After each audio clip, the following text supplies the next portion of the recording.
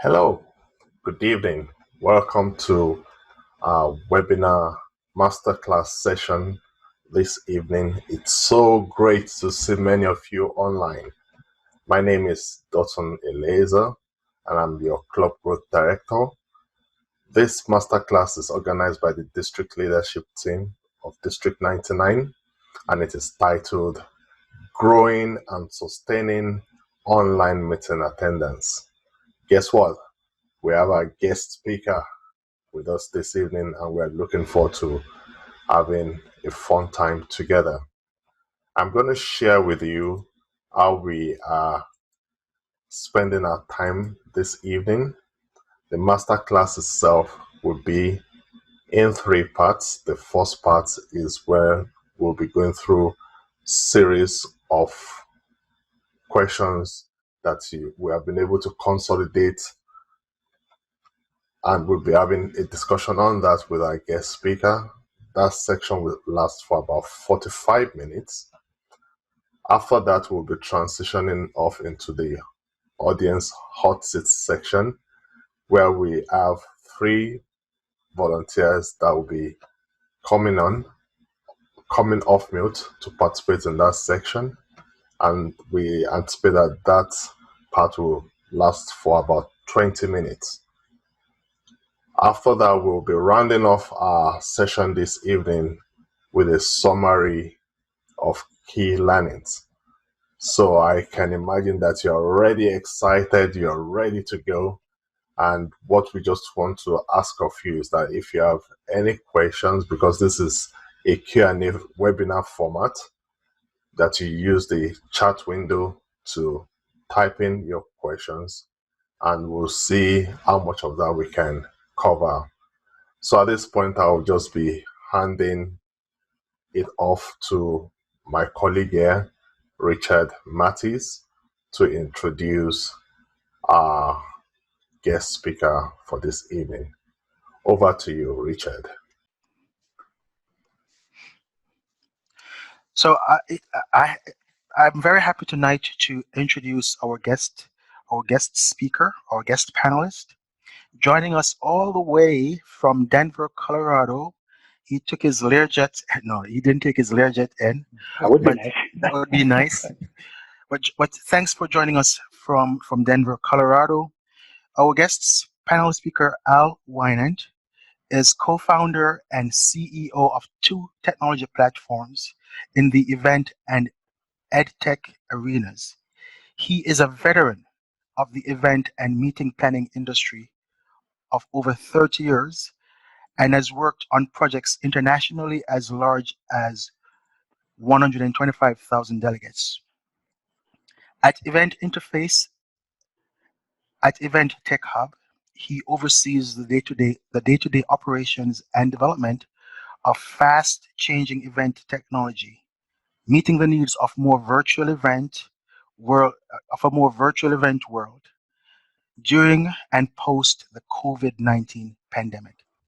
He also runs Ingomo Learning, a startup launching a revolutionary app that connects world-class coaches with learners around the topics of career development and personal improvement using artificial intelligence and machine learning.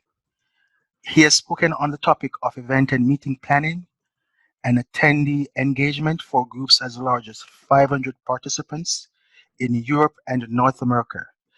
In his spare time, Al is on the board of an international organization and appreciates quality hikes around the Colorado Rockies. He is able to do that now, I suppose, without people interrupting him because of all of this social distancing. But please, we're not allowed to go to the mountains right now. But thank you so much for joining us, Al, and I'll just for our attendees to just welcome you, and we thank you so much for joining us tonight. Pleasure. Glad to be here. Awesome. Thank you also for joining us. We really appreciate your time, and I'm sure everyone online are looking forward to this interesting conversation that we're going to have even right now. But let's start off with the current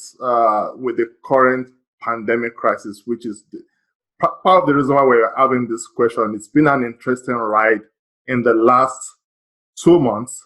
And one of the things for most of our clubs is that bringing people together in an online format has been challenging for most, as we can see from the polls.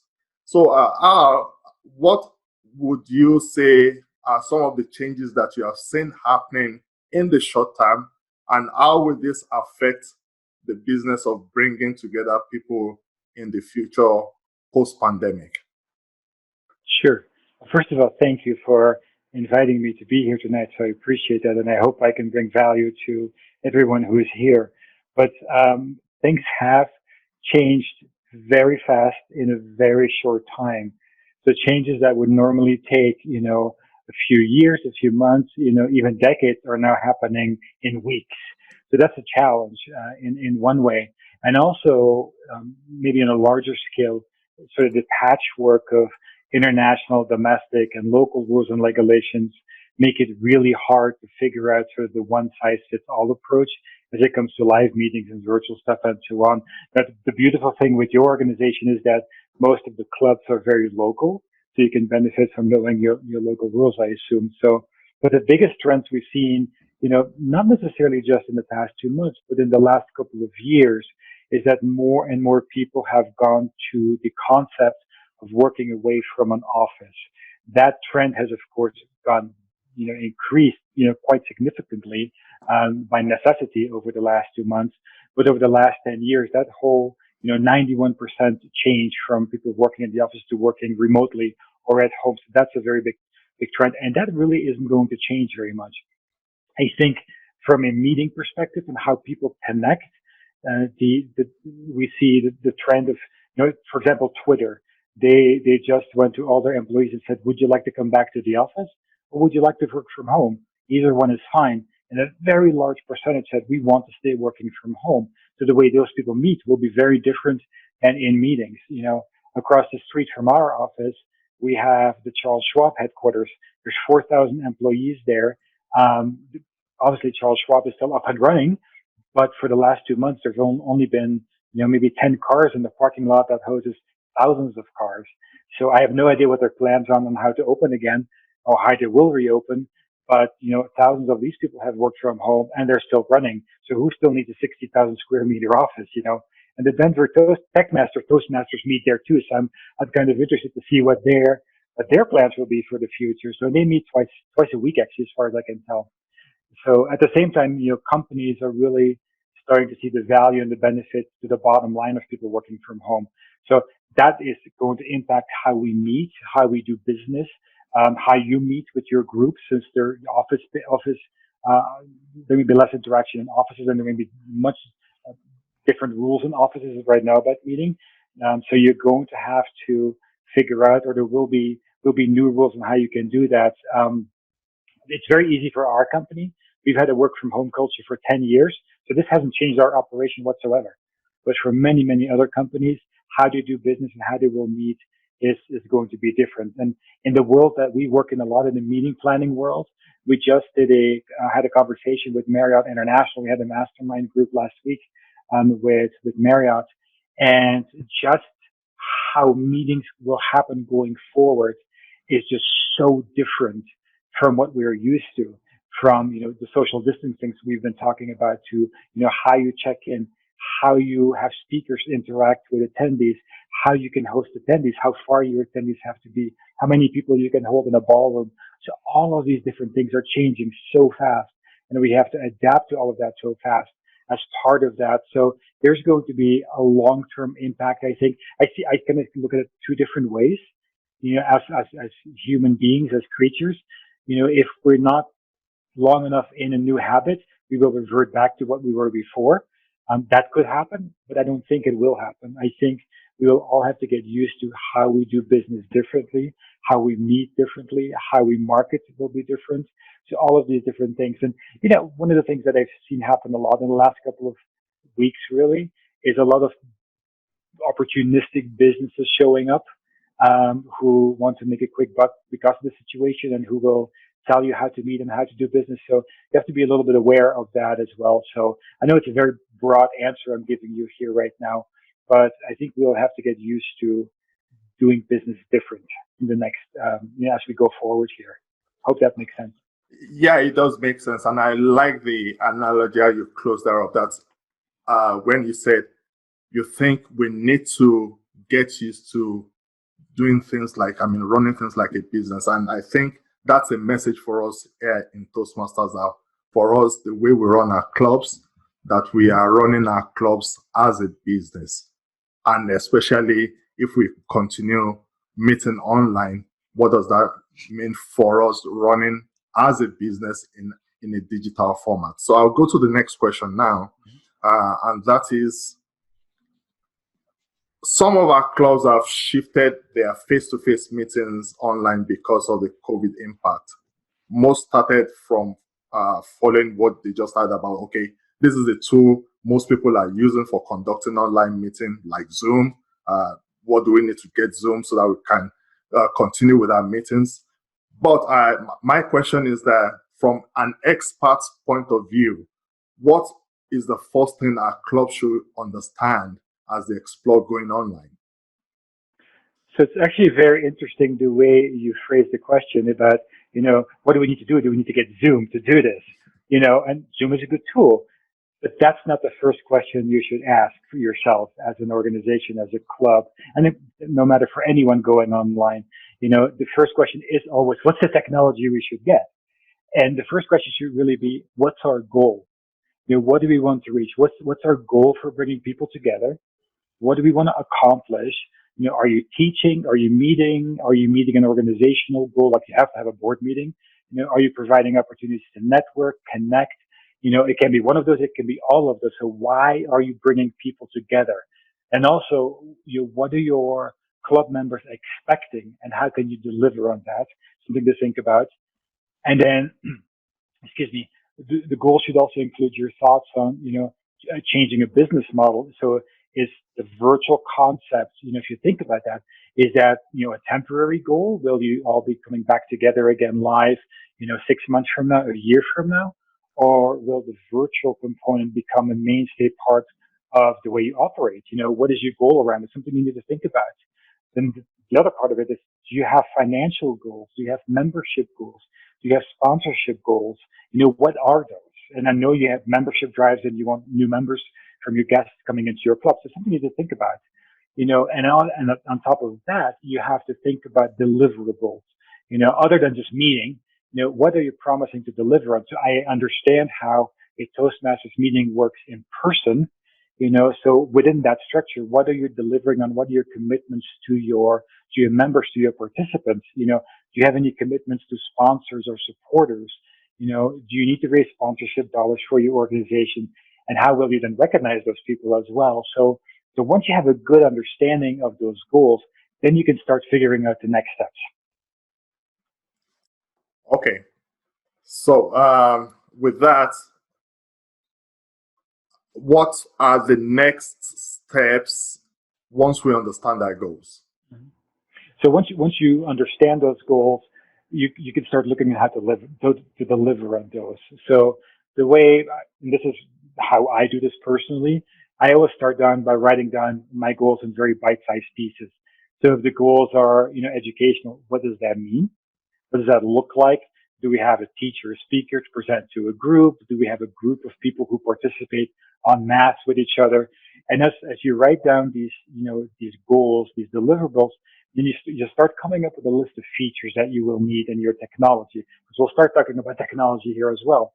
Yeah. So, you will need a virtual tool, obviously, to do this. And what does that really mean? Do you need to bring together 10 people for a meeting? Do you need to bring together 100 people for a meeting?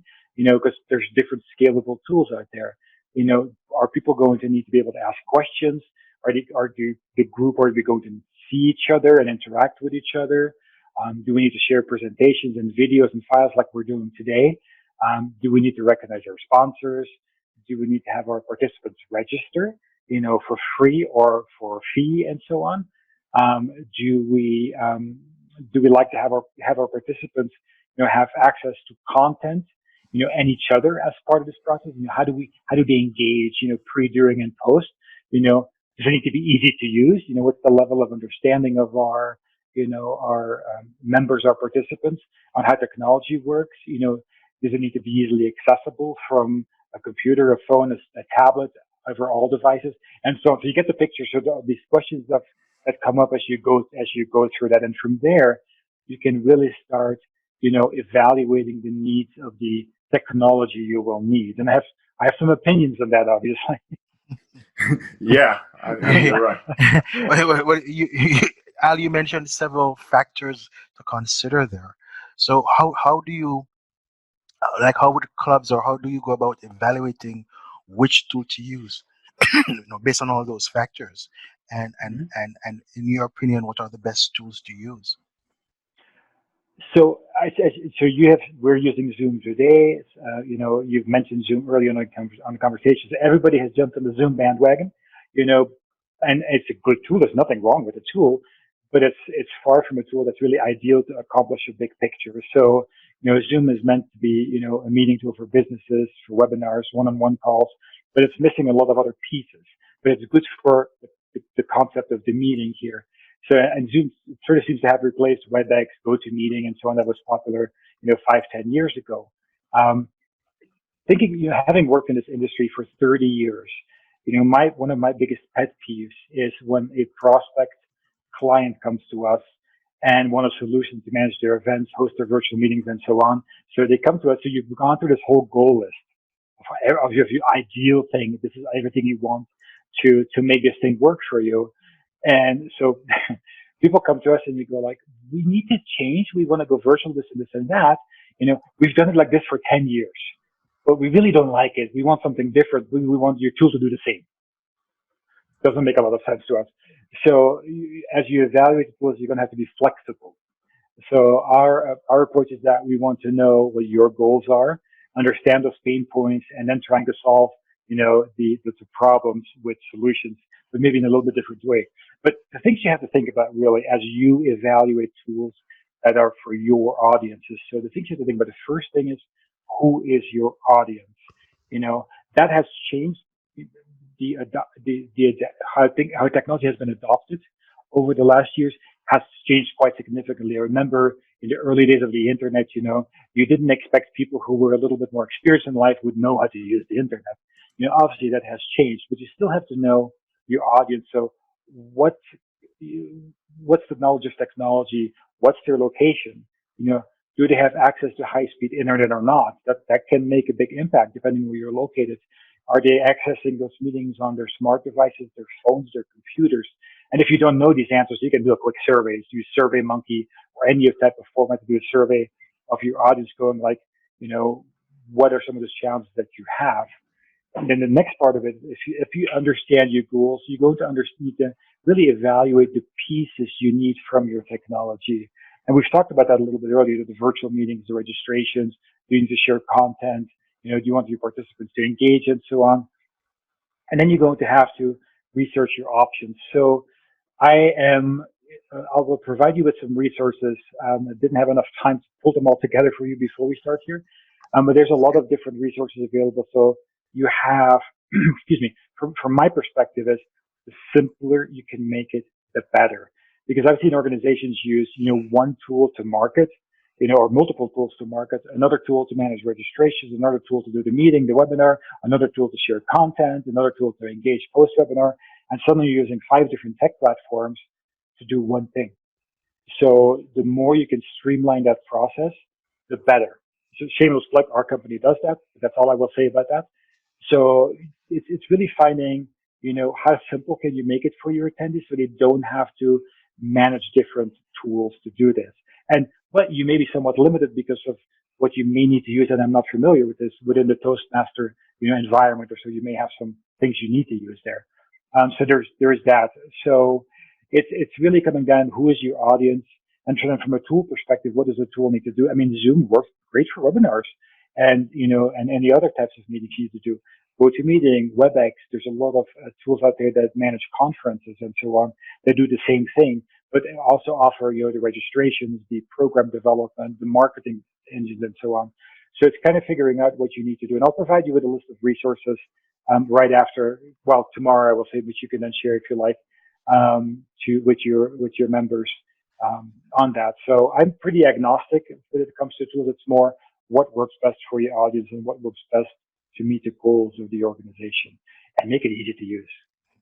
Thank you, thank you so much, Alan. Thanks I for hope that answers your question. offering to, no, for sure. Thanks for providing, um, for providing uh, resources that we can share with our members. As I listened a Welcome. while ago, I was fascinated by all the different factors that go into evaluating the tool to use and the different things to consider in selecting a tool. Now, once you've selected a tool, so once the tool has been selected, like I know in our district, people are using Zoom. There's another one, I think 8x8, GoToMeeting, so different tools. But Mhm. once you've selected a tool or tools, how do you go about creating? What are your recommendations for creating an online experience that makes sense for the members? So this comes down to my very strong opinion about any reason you bring people together, either as conferences, live events, even webinars. It really comes down to why are people joining you? And from my perspective, programming is always key. So the better the program, the better your speaker, the better your content, the better your takeaways, the easier it's going to be to attract attendees. You're not meeting to just meet. It's not happy hour over Zoom, although people do that as well, and it seems to be fun. But when it comes to bringing people together, people want to learn, people want to network, whatever those reasons are.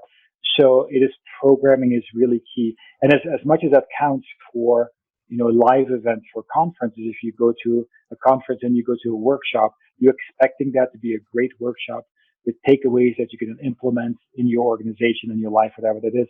That is the same for webinars. So, and you attend those because they're quality and so on. So your online experiences should not be any different than your live experiences. The way you attend a meeting is because you want to learn, you want to network with your peers, you want to think about, what can I learn from this? What can I take away and, implement immediately, at work, life, and so on. So really for me, the most important to think about is, that experience should be tied to a really good program. That's my very strong opinion. That makes sense, and I think it ties in with even before we went on to virtual meetings in the Toastmasters context, having well planned meetings where whether it's going to be having 2 or 3 speeches, table topics, but having a well planned meeting, Mm-hmm. then you end up with a better experience for guests and for the members. And I Mm-hmm. can see the same thing carries over Mm-hmm. to having in terms of setting the online experience. So really good to hear that feedback. And you know what? It's really if you provide those quality programs, the people who join the meetings and even your guests who join the meetings are going to go, "This was amazing," Yeah. and they will talk about it, and maybe they'll put something on social about it, and it will build, an audience. It will build potential new members. So if you provide that value, if you provide that great content that your audience wants, and it doesn't hurt to ask your audience what they want to learn. I'm not sure how that works in the context of Toastmasters, but in general, you could say, "What do you want to learn?" And so they then become part of building the content, so they have a stake in it, and that will automatically sort of after a while start generating new people, new guests, and hopefully new members. Hmm. That's good. Yeah, let me just pivot to that discussion because I can see in the chat window here a related question from one of the attendees.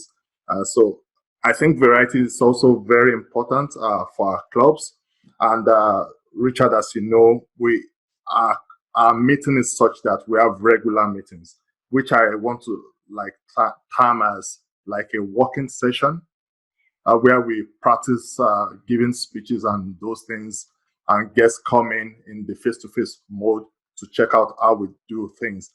But in terms of being able to provide variety from that in an online format, it may be that a club will have to consider that, okay, if we have 3 regular meetings in a month, which is just, normal meeting, right?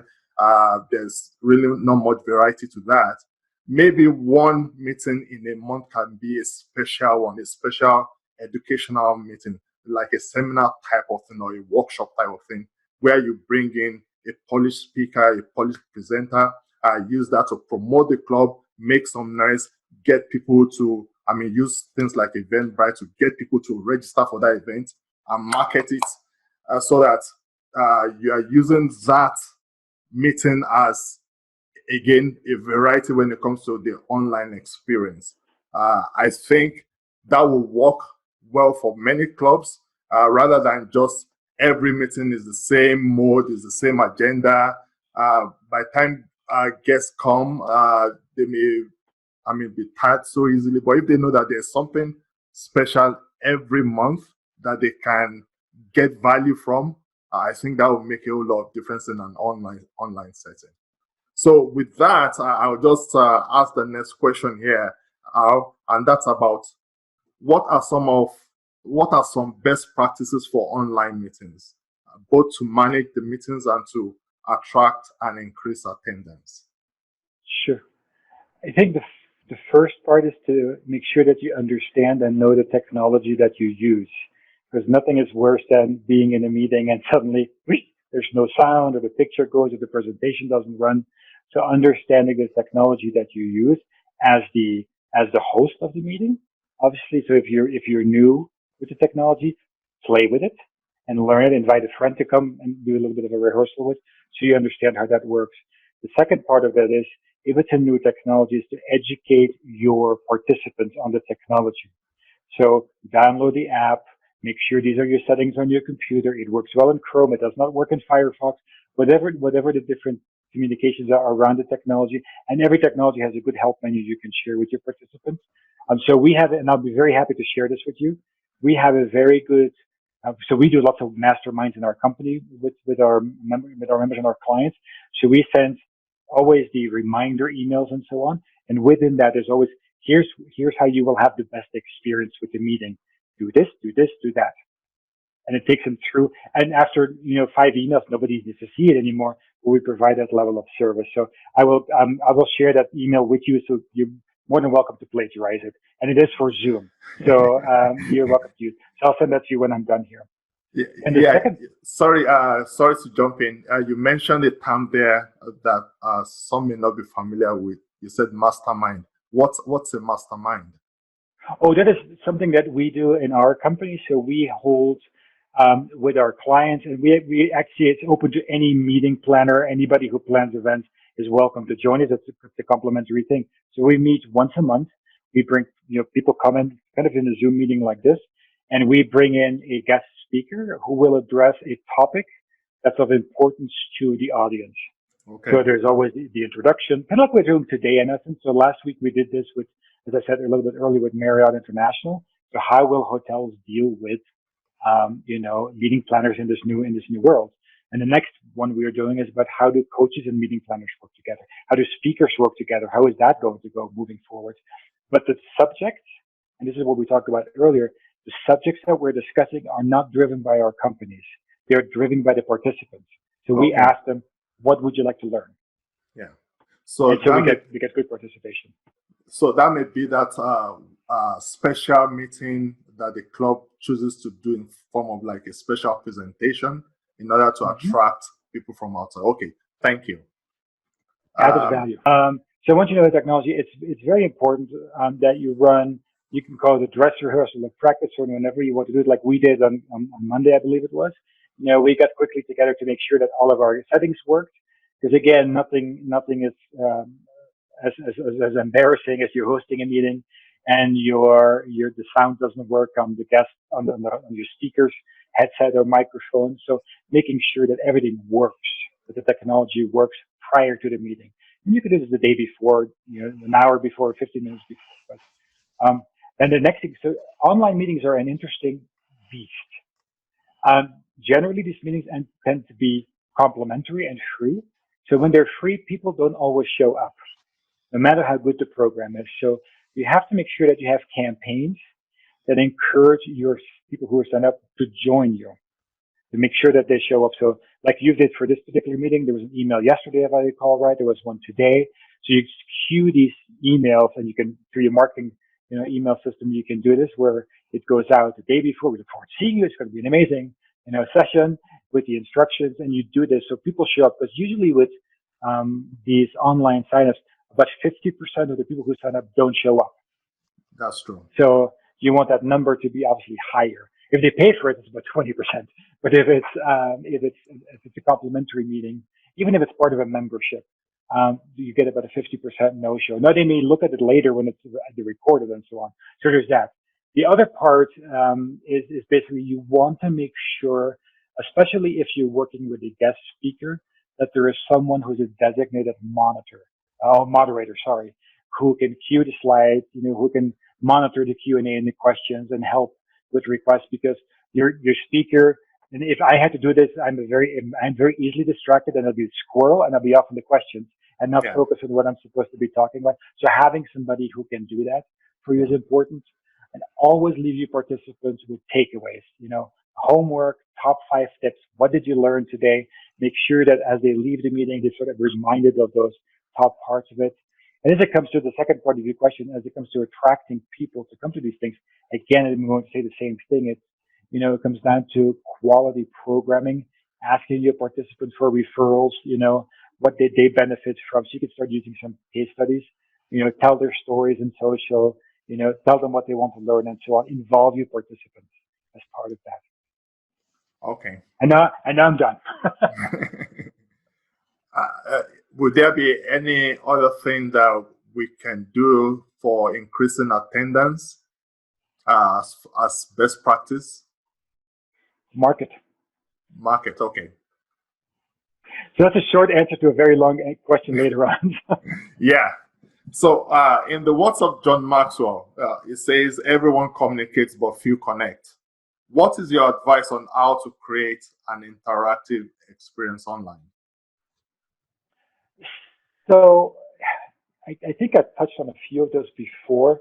It really should start, the event itself is sort of the combination of different things you've already been doing. So you need to start engaging your participants, pre-event, during the event, after the event. So again, ask them what they want to learn. Ask what topics may be of interest to them. If your stakeholders, if your members help you build your program, they feel that they've played a part in developing it, so they have that ownership and they turn up. So they feel that you're listening to them. It's like, yes, my audience wants to learn this. Let's deliver on that. So that's, one big part. During the meeting, and depending really on the platform that you use, you could like we did in the beginning here, surveys and polls. You can have questions, via chat, live. You can turn over the meeting to a guest, like I guess what we're doing later on here with the hot seat concept. The only sort of red flag I have on that usually is, some of this can be very spontaneous. So you have to make sure that you have somebody, either it's all, sort of planned and, we know what we're going to be doing, or you open it up and people can ask whatever they want to ask and you're not sure what's going to come in. So those are some fun things. And then after the webinars, really, you should really connect back with the participants, either via a survey, also saying, hey, by the way, the video is available. Come look at it. Love to hear what your thoughts are. Midway between, today's meeting and the next meeting, we usually, something that we do, we usually share another piece of helpful information that has come to light or something that we already knew. But oh, by the way, remember the meeting 2 weeks ago? This is something that we found, and this is a great worksheet. Or so, like in this particular case, here's a new update from the CDC, which is our health government thing. I'm sorry. And we look forward to seeing you in 2 weeks for the next meeting. So kind of staying in touch, pre, during, post, so there's continued communication, there's continued, excitement building, so people do show up. So it's not something like you build it, they will come. You have to roll up your sleeves a little bit and, communicating and marketing and telling the story and so on as part of that. So. Thank you. That's pretty cool. I as you were talking a while ago, I heard you mention red flag, and even when we met on Monday to rehearse, just to make sure everything would be good for today. We discussed lighting and so forth.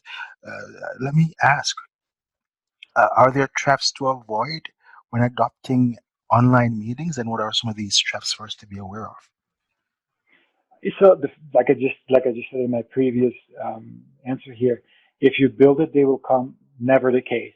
You will have to market. So that's a big trap. People just believe, hey, I'll put up a website, I'll have a course, I'll do this. People will just magically find me and come and join me. That's not going to happen. So you have to market. But we'll talk about that a little bit later here. The second part of it, as you said, we rehearsed this on Monday. Never do, even if it's a basic webinar, never do it unrehearsed. Make sure that the tech works for you and your speakers, because there's never a second chance. And I'll give you an example for you. So we had a mastermind meeting with Marriott on Friday. So we had a lot of participants in this. We had rehearsed this. We know the technology, and our meetings are recorded and they are shared with people who want to see it again, or people who couldn't be there. And so we ended the meeting, and there is a pop-up and it says, like, sorry, we couldn't record your meeting, which was a disaster. So we had to be very nice to Marriott, like, would you mind coming back and re-recording this with us? Which they very happily did. So, but so it's again, rehearsing doesn't always solve it, but there's sometimes problems. So that's, selecting technology, that's not too complicated. So if you select something that's too complicated, you may have an issue with it. Your speakers may have an issue with it. I was invited, for just to give you an example, I'm doing a radio show tomorrow, some podcast show as a guest. And, the host sends me a link to just kind of like the Zoom link, go to this link and, you'll be in the interview. And I could not, I'm a tech person, so I kind of know how things work in a way. So I'm not a novice with technology. I could not get this to work. It would not work on my Mac, and so we had to do it the old-fashioned call and figure out how to do the interview tomorrow because their technology wasn't working for me. So keep it as simple as possible, And the other part is, as we talked about a little bit earlier, when doing the live questions, even when you can hear and see the participants, you want to make sure that the person moderating it, or the person even who's part of it, is cued, knows what's going on. So, and you need a moderator because, this is a group that meets regularly. You know what the ground rules are for the group. And in some cases, you have a webinar and there's 1,000 people showing up, and you can have some people going in there and asking a real random question that doesn't belong. So you have to have a moderator who can manage that if you have that type of meeting. In your case, obviously, you have it's people who all know each other. So it's a little bit different. So practice, know your technology, and make sure you have a moderator who can wrangle the crowd. and who can wrangle the speakers who don't shut up and keep on talking. You're funny. We in Toastmasters, we are all talkers, or we end up being talkers. So isn't that why you have that stoplight? yes, the timing device. No, so that's good. So we through the questions that we have discussed so far, we've spoken about understanding goals for having the online or virtual meetings, and having evaluating and having the right technology tools in place. Mm-hmm. And then in some of your answers, you alluded to marketing. So how do we best market the online experience of our clubs to our members and in our community as well? Mm-hmm. So it comes down to telling the story, to marketing it. So usually in the beginning, it's via the channels that you use. And that could be, you have your email list, you have your Facebook page, you have your club list, whatever that is, so sharing, here we're doing this. But the same really holds true here as the old, marketing thing was like, you need to see something this many times before you act on it. It's really the same with meetings, with online meetings, with live meetings. You have to reach people in different channels, that being Facebook, on social, LinkedIn, depending where your audience gets together. So, but I think the biggest thing I see people making mistakes in really is, hey, we're having this thing, click here to register. and you keep seeing this thing, it doesn't tell me anything about why I should join this. So as you invite people via email, your social posts and so on, you need to tell them why they should join. What are the takeaways going to be? What's in it for me? I get on average, I look today again, I get on average 20 to 30 emails or social invites to register for something. And 99% of the time, and sometimes there's one that with the subject line, this is what you will learn, or we're talking about the way this amazing hosted, and so on, that tries my attention, and I go look at it. And maybe I will register for it, but it's basically telling that story. Now, it also comes down to knowing your audience. Where does your audience get their information? Where do you prospect guests get their information? Who do you want to? Who are those people you want to reach as your guests? So knowing that is really important. I'll give you an example. So a few years ago, I was sitting in a meeting with a client, and so we were talking about how do we market this thing, and they all got very excited. This LinkedIn marketing was sort of the beginning of that. So we need to have a LinkedIn group and really talk about our things there. And I sat in a meeting, and so I look at my computer and I look at their LinkedIn group. So they were very proud of their LinkedIn group. And they were sort of budgeting. They started doing all this thing. And I said, like, can I just get your attention for a second? It's like, how many members are in your group on LinkedIn? Hundreds and hundreds. 7. Not going to really help this cause. So it's basically knowing where your audience, gets their information. Is that Facebook? Is there a group for what you want to reach? Is there, is it the local newspaper? Could be as well. Their website and so on. Is it some calendar listings? Is it LinkedIn? Is it your email list and so on? And you have this lovely, Canadian spam rules via email, so you have to be careful of that too. Yeah, very careful. But if let's say that we know who we're marketing to, who we're trying to attract, one of the questions we had from one of our members is, so we're in this COVID time, and we're doing these online meetings, and like here in Alberta, we're on a relaunch where we're reopening. So the question is, how extensively should the clubs be marketing to get new people to join these virtual meetings when we could very well be switching back to physical or face-to-face meetings very soon? I thought that was an interesting question, because I kind of want to throw it back to the group in essence, because my question back would be, is like, why would the marketing to the potential members be different for a virtual event versus a live event?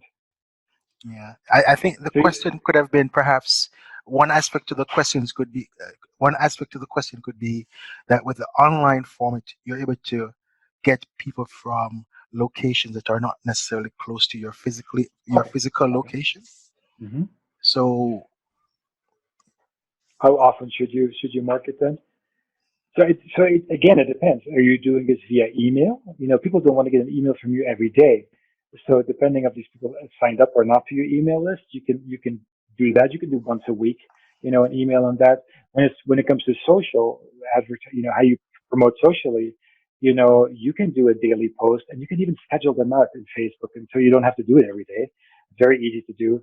If you do ads, it's completely based on your budgets and how who you want to reach, because you may see, if you go on Facebook, you may see the same ad 10 times a day. If you're on there, it may be less, depending on budgets and how it's targeted. So the thing is, you have to be constantly in front of people for them to be aware of you. So an email campaign is very targeted. You have 1,000 people on your list. You can send them an email every week.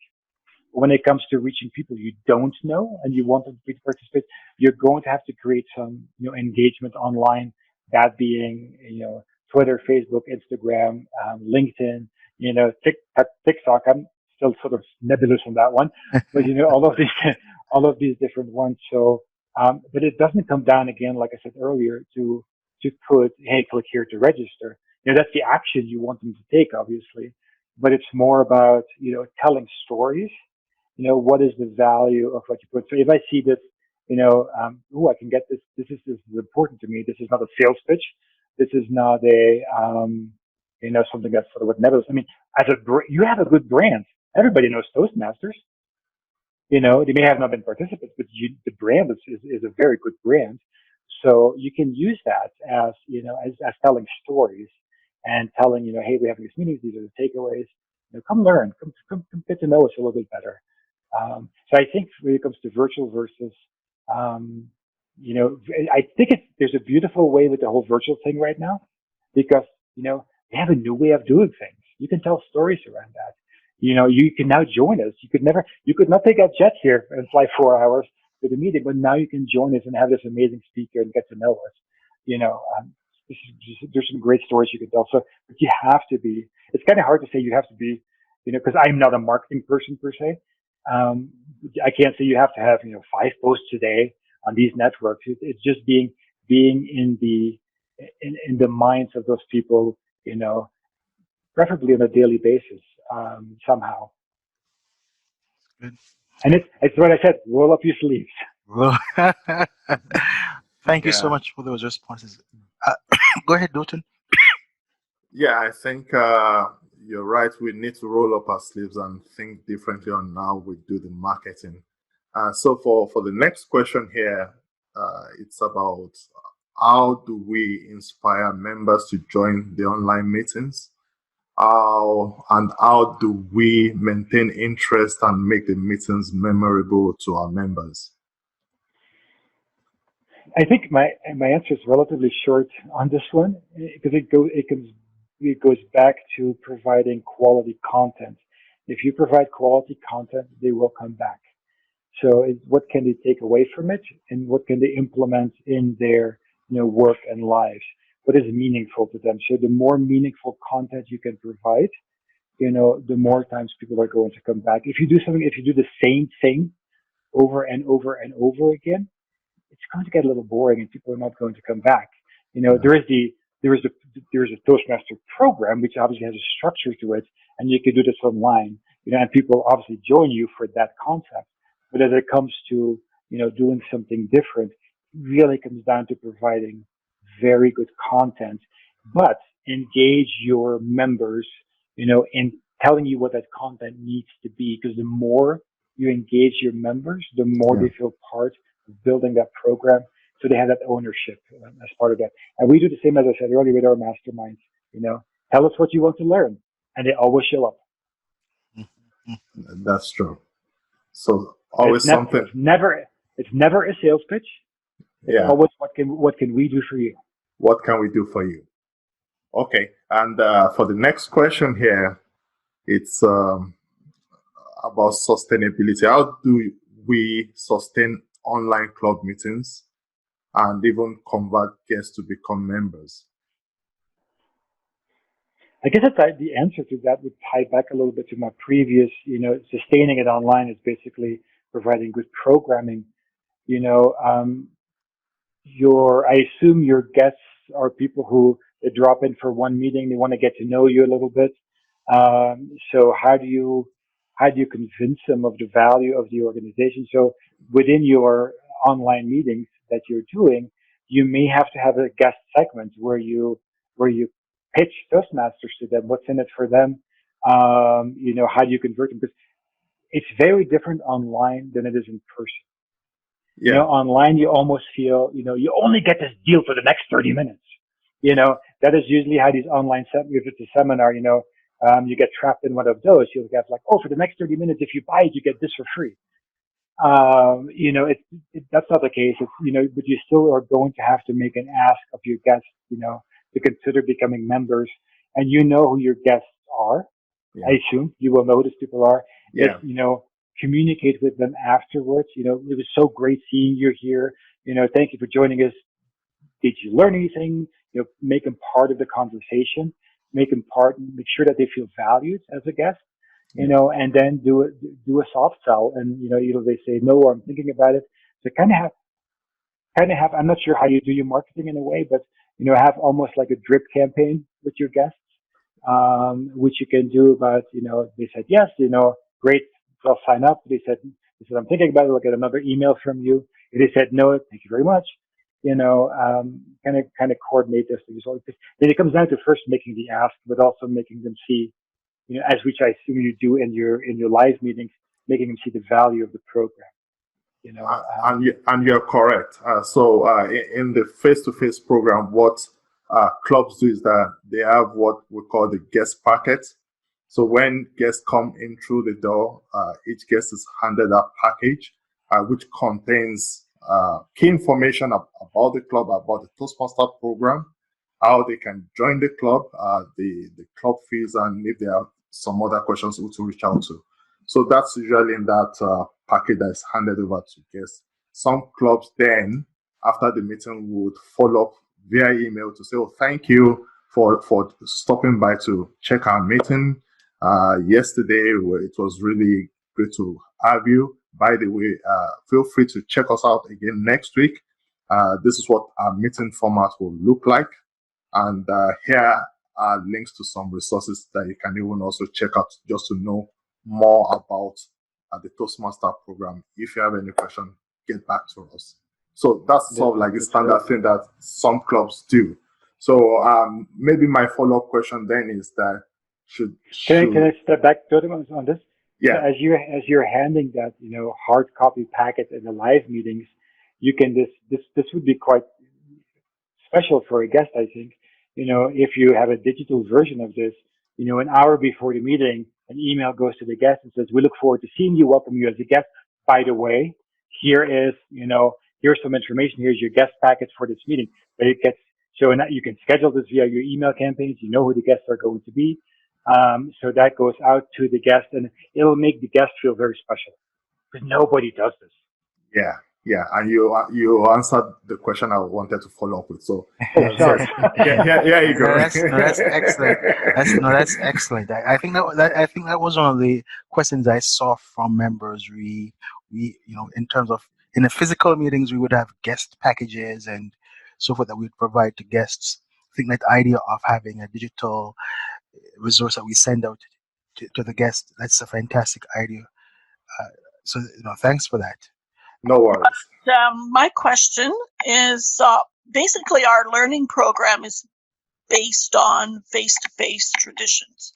And most members join because of word of mouth. So what strategies can we take to grow membership with virtual meetings? In a sense, do we need to just make a small change and pivot, or do we need to redesign our whole approach? So I think members come out usually looking for a way to practice and gain self-confidence. What are your thoughts on that? So I think I'm assuming here that the mission of the organization isn't going to change. That will remain the same. So people join Toastmasters to leadership skills, learning how to speak, pitch, and so on. So I don't think that is going to change.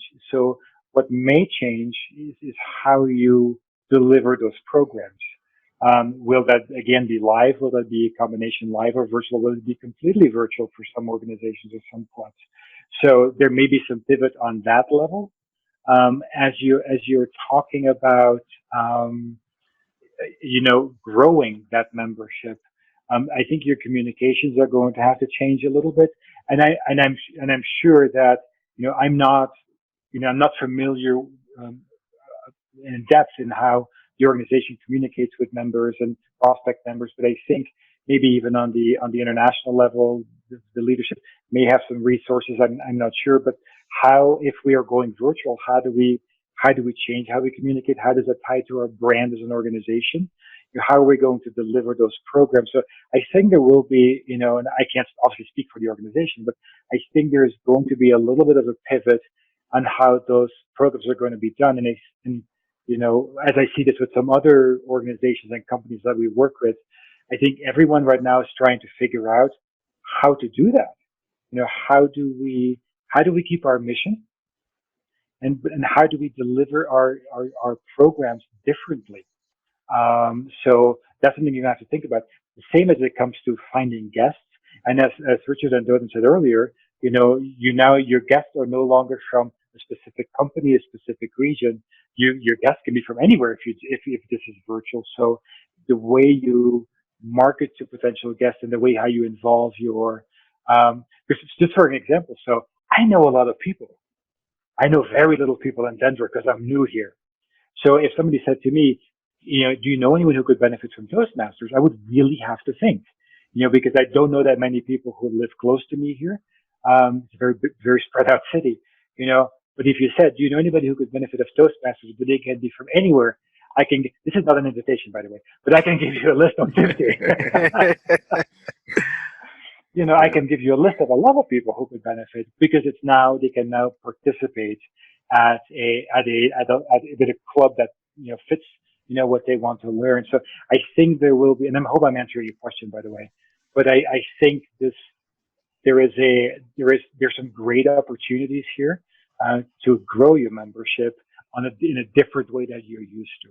But you'll have to pivot a little bit in how you do business as part of this, as we've been discussing for the last 45 minutes or so. I hope that answers your question. I'm sorry, Martin. Sorry. Yeah. Thank you. Lynn, you're on now. Hello, thank you, Doten. I guess you can see me that well. Yeah. Now, what my main concern is, I know that our guest spoke a lot about quality meetings and running it like a business, which we do tend to try and run our clubs like that. But with these online meetings, it's a new thing for all of us. We haven't got experience with it, and not everyone is a real technical guru and is able to embrace the technology. So my concern is that we might not be putting out a great product right now, and we could turn some people off, but we're doing our best every week to work on it. However, we have limited time to put into it because people have full-time jobs so that we can eat.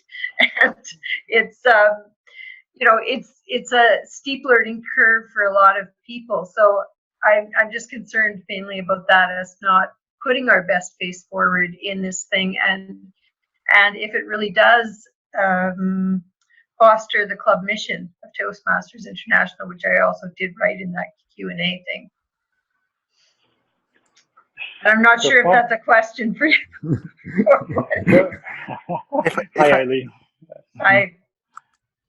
I could one response to this, Eileen, is I think not just Toastmasters, but all of us have been impacted by this COVID crisis.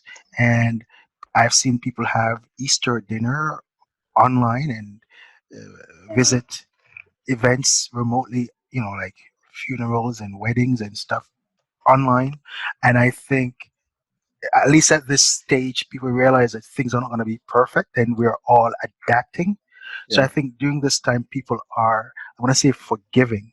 If COVID were to continue for, say, 4 months or 5 more months, I think we've been getting better. Like, I visited over 25 different club online meetings, and I've seen the gradual improvements. So I think it comes with practice and time. And also reaching out to other clubs, all right, seeing what other clubs are doing differently. One good resource for everyone online. So there's this Facebook group called Online Toastmaster Resources. You can look that up. These are so how this group came about was because of the fact that we have online Toastmaster clubs. So they've been doing things online before COVID came, and they have great resources. And in that group, every now and then, all around the world, you find people posting things like workshops. The other time, that was where I saw a district posting their online,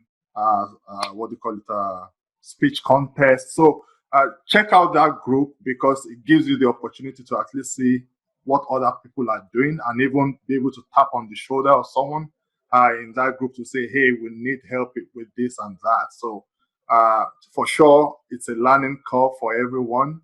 But you started meeting online, get better with it, just consistency. And as we've heard, it doesn't have to be every meeting that is a special meeting.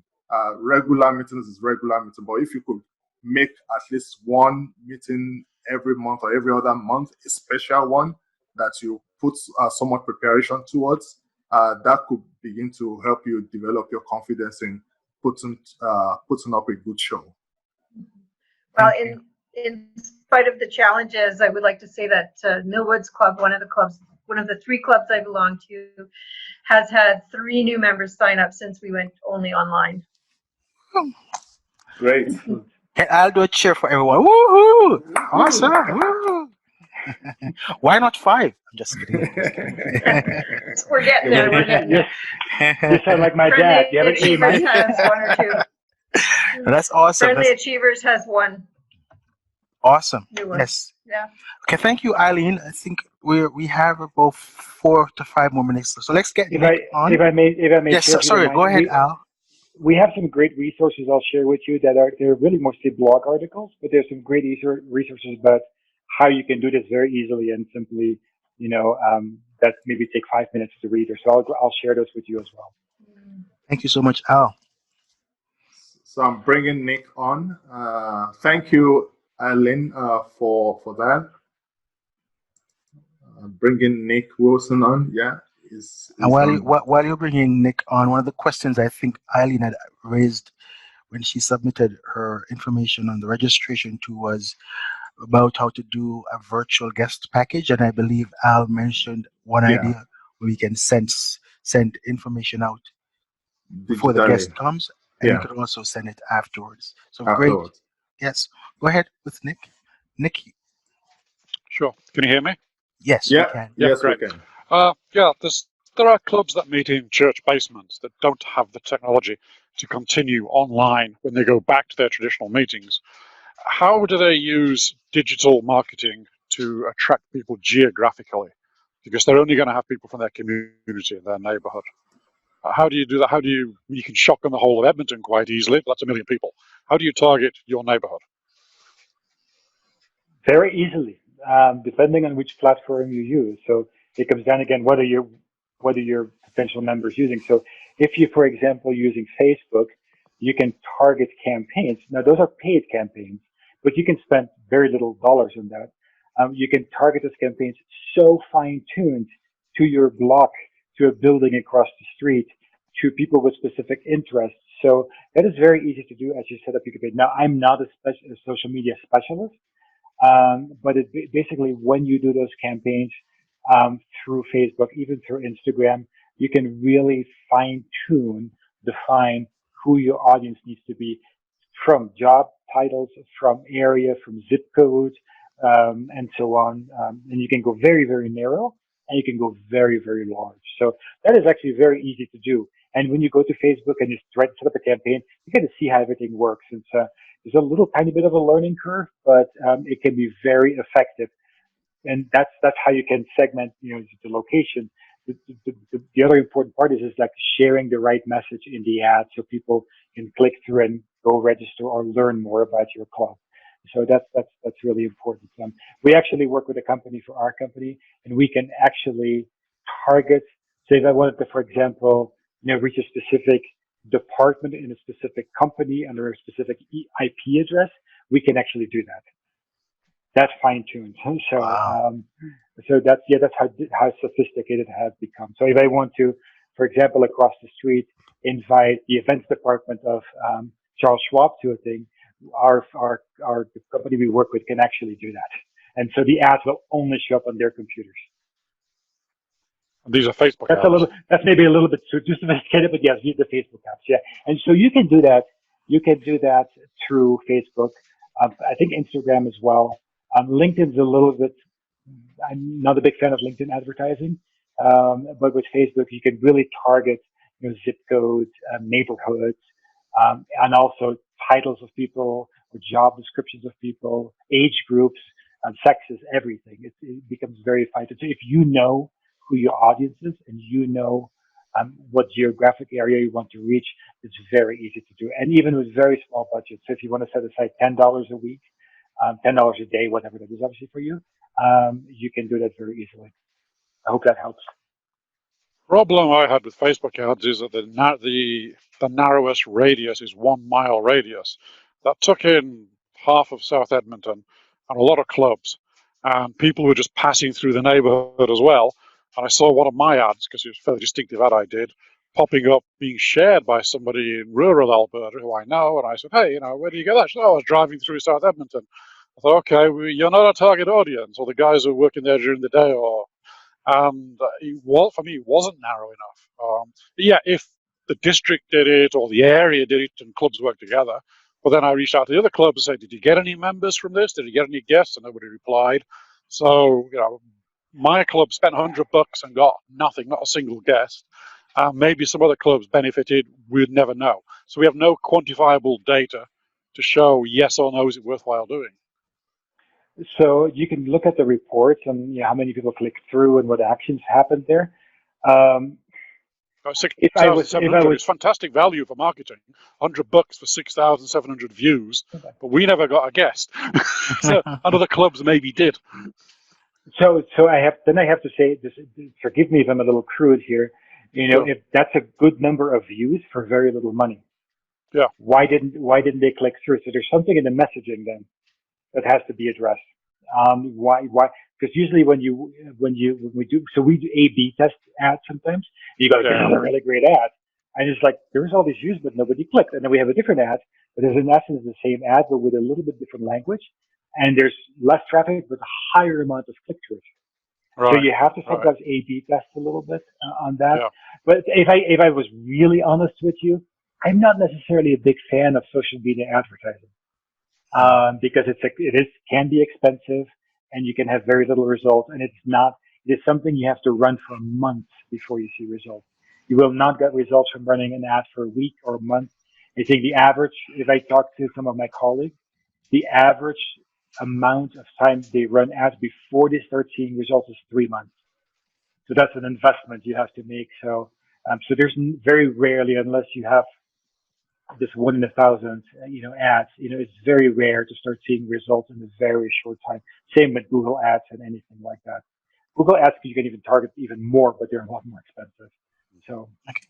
Well, thanks for those responses and that discussion. Thank you very much, Nick. We are at 7:48, and what is remaining is to just summarize our key learnings. I did see a few questions in the Q&A window. I don't know if we'll have time to answer some. There is one that I'd like to address, if it's okay, Doton and Al. It was around, and if Al has any comments on this too, would be happy to hear. Sure. Before we go into wrap up. It was around, there was a question on how do we maintain Toastmasters branding in the online format? And I think that's a very important question, especially for the club growth area. So just in terms of my 2 cents on it, and Al, who has a lot of experience in the area, might be able to provide some feedback as well. Like right now behind me, you can see I have a banner here. So I thought, why not use the Toastmasters banner? So if we had guests, they would see the banner displayed. In some clubs, I see the Toastmasters in the online meetings using the Toastmasters banners, the virtual backgrounds. So these have Toastmasters branding. If people share their agenda in the chat window, it goes to a Toastmasters branded agenda. And when people do their presentations, they try to, they can also have Toastmasters branding. So there's a number of ways, even using the guest package idea or the electronic package idea that Al suggested earlier on. And we would encourage the clubs to ensure that when they send out such materials, that they keep the Toastmasters branding in. So I think there are opportunities to do that. One club that I attended, they actually have the Toastmaster, the host, sets up a phone, also dialing from their phone. And so their phone is just showing like a Toastmaster logo. So there are different things. So if a guest comes on, they're seeing the Toastmasters branding. I don't know if that answers, but Al, do you have any other suggestions organizational branding in these online meetings? So I'm sure the organization itself has guidelines on how to use the brand, how you can and how you cannot use the brand. But from my perspective at a big level, I like everything that you said, Richard. It's also how do you keep that brand consistent from the registration page to the confirmation emails so the brand carries through. And it may not be necessarily so important for your members because they know the brand, but again, it ties back to your guests, to your prospects. When they see that consistency, it brings value. Oh yeah, Toastmasters. So make sure that you carry that logo, carry that brand, carry those colors all the way from registration through materials, through agendas, and so on, within obviously the allowable brand guidelines of the organization. So as part of that. Okay, awesome. Thank you so much. For the questions that we didn't answer, we are hoping what we did for the questions that we had in the panel discussion, some of the questions was related to questions that members had submitted. And what we will endeavor to do is for the questions that you have asked in the Q&A, if we're able to get responses out from in a district on the district platform, we will look to get answers out to help our members. With that, I'd like us to, we'll move into to summarizing our key learnings. Dotun, do you want to move forward? Yeah. Al, do you want to take that? I have the first point now. Is that the 5 takeaways or the 6 takeaways technically? The 6 takeaways. So yes, so going through everything we've talked about today. So the first thing we've talked about is having a clear understanding of your club's goals. So that's the first thing we really want you to remember as a takeaway. So know your goals. Everything else will follow very easily. It helps you say yes, no, maybe as part of that process. The second part of this, and we've addressed this sort of intermittently through the conversation, is you will have to roll up your sleeves. If you build it, they won't come. So you'll have to market, you will have to share your stories, you will have to connect with people. So be prepared. And I understand the reality of everyone being a volunteer and having limited time. So the more structured and the more focused you can make that time on, marketing, advertising, providing great content, the better. But you will have to do a little bit of work on that. The other thing I've kept on bringing up during conversation is make sure that you deliver top quality programs that really encourage continued participation of your members and bring on guest members. So the better your programs, the more value you provide as part of this process. The more your members and will stay engaged with this concept, and hopefully we'll bring on more guests through this process. From these meetings, provide tangible takeaways for your participants. Top 5 tips. Here's handouts. Here's you can connect. Whatever those may be for the program that you're doing, make sure there are some takeaways that people can sort of implement as they get back to their companies, to their homes, and so on. And then again, as we addressed at the beginning of our conversation, use tools that make sense for your audience. Make sure that the tools are accessible, that there's enough bandwidth to access the tools in some parts of the country, and so on, that they're accessible over different devices. So if you don't know, ask your audience what they're using, but make sure that the tools you use are simple to use, both for you, the organizer, the speaker, the guest that you have, and your participants, your members. And then, as I said, this comes down to marketing. My last tip is engage, engage, engage. Keep on, telling your story. Keep on encouraging participation. Keep on encouraging registration as part of this process. So, know your goals, roll up your sleeves, provide great content, and market. Thank you. A big thank you to you, Al. We really appreciate all the insights that you've shared to us. I'm looking through the chat window here. People say, yeah, this is good, excellent investment of their time. So we really appreciate you sharing this knowledge. Obviously, we can't soak in everything in one go, but I mean, we'll circulate the resources that you'll be providing to us, and I can talk a few more hours if you need me to. And then, of course, for anyone I'll start my second bottle of water. For any one of us who would like to reach out to Al directly, feel free to do so. His contact is there if you need him for anything. So thank you once again, Al. We really appreciate you. My pleasure. And for next steps here, because we're down to 5 minutes, so key things, the masterclass resources will be posted on the d99tm.org website. The replay of this session itself will be made available, and the other resources that will be pulling together so that you can go there and make use of that. And as you know, in this period that we're in right now, started from May 1st, is what we call the membership drive contest, beat the clock membership contest. So finishing the year on time and with record numbers. I'm sure you've received some nuggets from this that you can use to do something great within your clubs in this online environment. And then, of course, also it's election season. Some clubs should have started doing the electing club officers for the next program year. Please, we need your help at the district. Help us update your club central with that information and send us a copy of your new club officers to the admin manager am@d99tm.org, am@d99tm.org, because we'll need to send an invitation for the club officer training that will be coming up on the 20th of June. So the online, 20th of June online club officer training, but we need a list. We need the list of the officers that have been elected for the next program year. So please help us with that. And again, if we sum it up in all we've had this evening, the tools are great, the resources are great. I mean, those are the mechanics. It's just 20% of the game. The bigger part of this is about the fact that we need to shift our mindset because things work slightly differently in an online format, and we need to be able to align our mindset into how things work well in an online format. So for example, what we've had today, it's not just about the tool. Your club needs a strategy. You need to identify the goal. You need to identify who that potential customer or the ideal guest is for your club. What is their interest? How do you connect with their interest? And how do you deliver value?